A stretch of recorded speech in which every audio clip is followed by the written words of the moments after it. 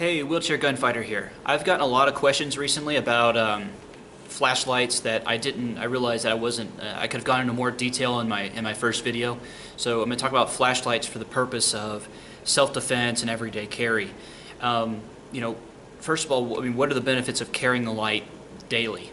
The first one is, because it's the most prevalent, is for utility purposes. You really have no idea, because I didn't know, how often you realize that you need a flashlight until you have one all the time, and you will use it all the time. The next one is that it's a huge force multiplier if you use it properly and you learn how to incorporate it into your combatives and your techniques, your gunfighting skills, whatever. The other one is that because it's just a flashlight, you can take it anywhere. You can take them on airplanes, you can take them into federal buildings, in the post office and stuff. There's nowhere you can't take a flashlight. It's not a weapon, so you're not limited that way. The last one is that it's the only commonplace tool in kind of the self-defense arsenal that you can be proactive with. Everything else, generally speaking, is reactive in nature, meaning that I can go into a darkened environment and I can light the area up. And besides being able to read my environment more clearly, searching for potential threats, I'm also projecting out with this light a sense of a hardened target, and that saying that I have tools, I'm willing to use them, I'm looking for you, Mr. Whoever, who is looking for me, and that this fight, if it comes to that, is not going to be as easy as you thought it was just watching me walk out into the darkness. So it's proactive in that manner. So when you're selecting a flashlight, just some things to bear in mind. What you want out of a light. You want one of the most applicable things for self-defense is that you want a sense of surprise. If a bright light introduced all of a sudden accurately into the eyes, if your light's bright enough, it can even work in a well-lit area, somewhere where you have a lot of fluorescent lighting. Think, Walmart, Target, or even outside. If it's overcast, typically direct sunlight, you're going to be the light's not going to show up. It's going to be overpowering. It's going to be overpowered by sunlight.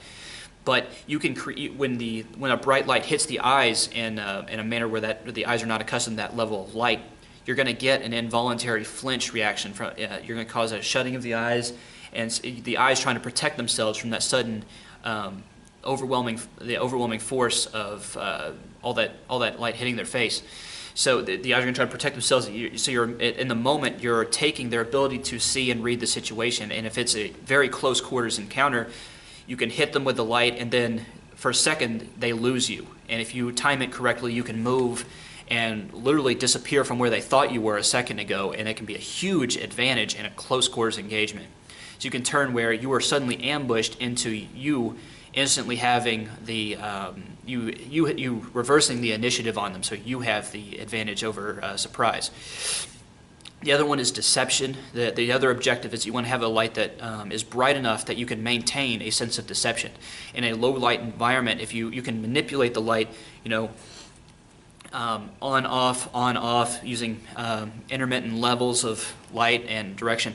You can use in this manner to search through a darkened environment in a manner where, if you're on the receiving end, you cannot read what's happening. You cannot read how many people are moving, where exactly they are. You're creating a huge sense of deception. You can do things where you are creating a single point of focus and you are moving away from that point of focus, therefore deflecting their direction of attack away in a manner. Think a bull charging a cape, where the person actually is not, something to that effect that you can manage a lot of the time with the light. And these are the things that are going into that force multiplier capacity. If you're doing all of these things with a handgun, or you're doing it in a manner where you're coming around to apply some kind of combative or knife or whatever it is that you're working tool-wise inside that engagement, this is adding to it significantly. It's multiplying the methods, the ways that you can apply this force significantly. Obviously, also, you are using this thing to light up your environment. So having enough light for what you need, and if you live in an outdoor environment, you're going to need a light with a lot more throw, meaning that you can look a lot further. So you need a more powerful light. You're going to need a reflective cone on the inside that channels the light in a more concentrated manner, or maybe in a more in a method where in a manner that it floods the light outwards, so that you can get a wider search pattern in an enclosed environment like you would inside of a house or something. You want the light to be you want to be able to carry the light. Now this is where things begin to differ for the wheelchair, because for most people you're limited to what you can carry inside of your pocket or on a belt if you really want to carry something a little bit bigger, or have it be able to access a different way. In the wheelchair, because of the frame of the wheelchair and things, we can hide things like these larger mag lights, or not necessarily even hide them. You can look in various places. You can find products designed for off-roaders where you can attach flashlights and other gear to the roll cage of a Jeep or some other off-roading vehicle. Those can be modified to attach larger items like wheelchairs, or really whatever, water bottles, but to a wheelchair, and they allow you to carry a larger light. The benefit of having a larger light, one of the biggest ones that'll become apparent when you start using a light all the time, is battery life. These things eat up rather expensive batteries rather quickly, or at least most of them do. The ones use CR123 batteries, but these will last a long time. Be able to use for a long time. It's a significant amount of light, and they're large enough to use as an improvised weapon if you need to, whether the lip of the bezel or something more like a club. But this allows you to carry something like this, where it would not be practical for someone in an able-bodied, someone who's able-bodied walking around. And I've got this just simply in a, you're talking about carry-wise, I've just got this in a nylon loop, like duty belt style carry sheath on the back side of my chair. So I can just reach down, pull it up, and I've got the button situated to where how I grab it is right underneath my finger. I just grip it and it comes on. So that's another thing, is that you want to consider that it could possibly be used as a weapon. You would not carry it specifically as a weapon.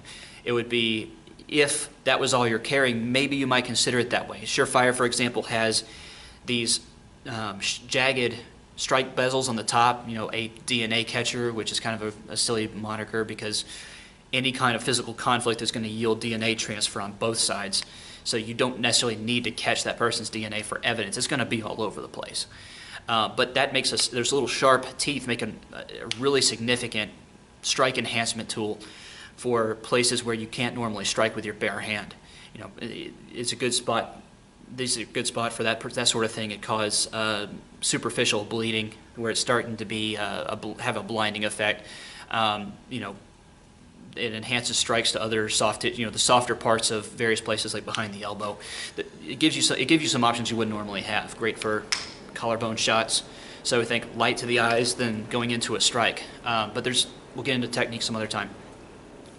So some questions I get: how much light do I use? And that's kind of really, there's two schools of thought. One is that you don't want more than 200 lumens. You want somewhere between 100 and maybe 220, 230 lumens. And the idea there is that inside of a house, for example, inside an enclosed environment, you have white walls, you have too much light protruding out, you're going to get bounced back into your own eyes, which is going to kind of hinder your night vision. But you're also going to illuminate yourself. So if you're off the angle, if someone's at an off angle to your light, they can see where you are and possibly engage you if you're talking about a handgun or something. So there's that school, and then there's the other school that says more light is better, and that's kind of the direction I lean, because you have a very powerful flashlight. You can use it in environments that have more light in them already, so you can use them during the day as well. Another consideration for being a flashlight, or choosing a particular flashlight, is the on-off switch. The most important thing is not really where it is, as long as it's somewhere rather intuitive in conjunction with how you carry it, but is that it has a long, what we call, trigger pull. It takes a long time pushing it for it to click on. You don't want to, some of these techniques that we use, you don't want to be able to click it on, click it off, that auditory cue is what's going to give away your position and take away a lot of the deception you're trying to create by using the light to overpower your opponent's senses. So these I like because these types of switches on the mag lights, as long as you, in most hand positions, you can just grab this thing and a finger falls across the switch and you can turn the light on. But you have to insert it. You actually have to insert a finger into the button cavity to turn it on. So it's hard to accidentally click it on. For more of handheld lights, long trigger pull, so the light will come on, but you have to very deliberately push deep into that recess in order to click it on. So you can have these on and off, and you don't accidentally click them on. Surefires, I've never really had that problem with Surefires. I love Surefires. They're very durable, great secondary striking weapons, or striking tools. You don't really run into that. Carry methods, you can obviously carry them in a sheath somewhere on your belt, in your pocket. Harder to access from the wheelchair in a pocket, so a reactionary light.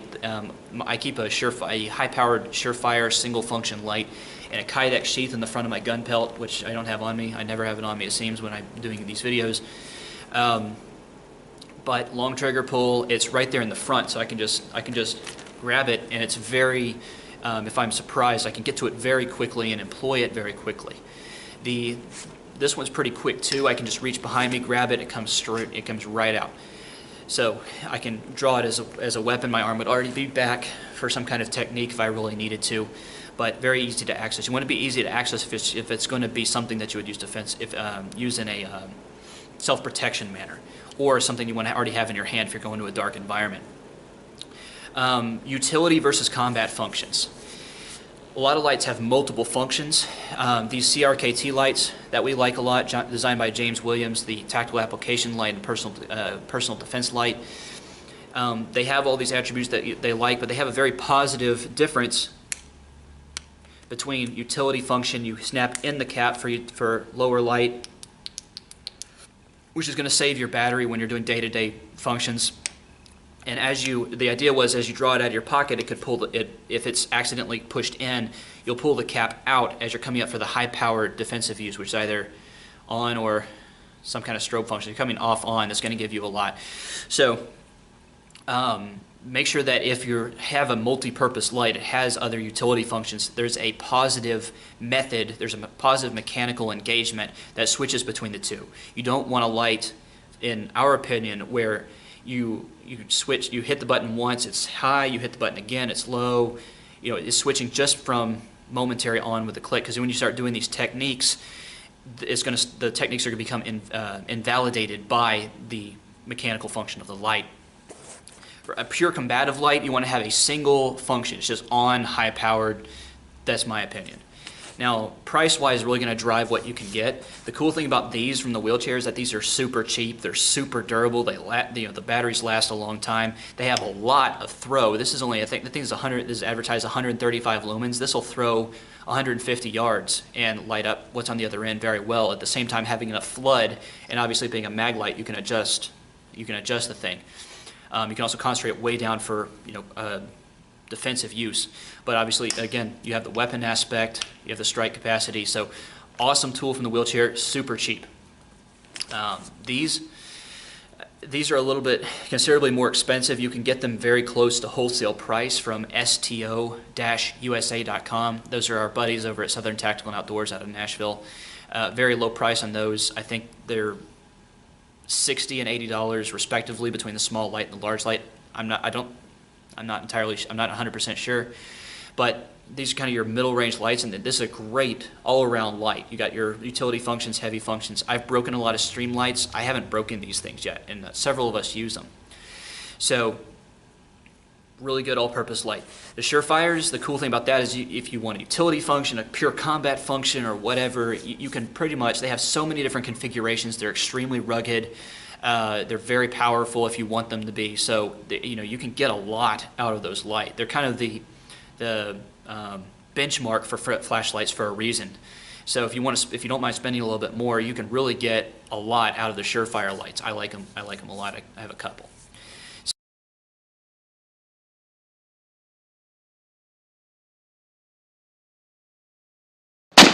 Damn. Yeah.